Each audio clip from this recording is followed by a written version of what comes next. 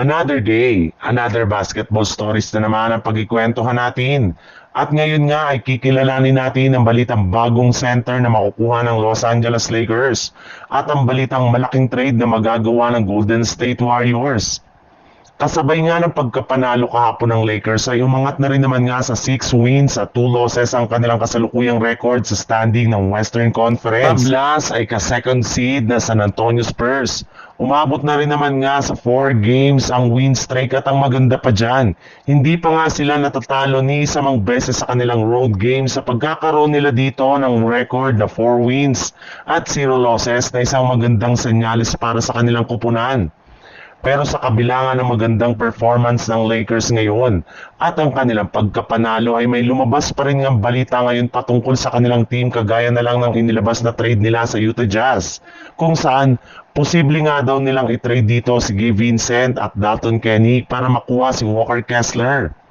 Maliban rin nga dyan kay Walker Kessler, may iba pa nga mga center ang pwede nilang makuha ngayon kagaya na lang ni Dwight Howard na gusto pa rin makabalik sa Lakers.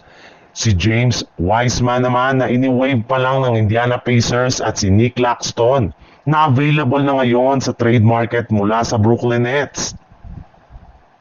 Sa ibang balita naman, kung magtutuloy-tuloy na daw ang pagkatalo ng Golden State Warriors ngayong season ay pumayag ang kanilang team sa idea na tuluyang paggawa na ng trade sa lalong madaling panahon.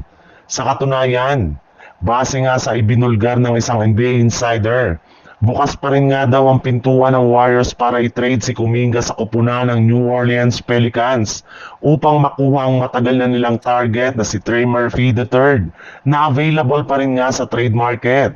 May ilang mga miyembro nga ng front office ng Golden State Warriors ang gustong-gusto ang potensyal at ang galaw ni Murphy sa loob ng court.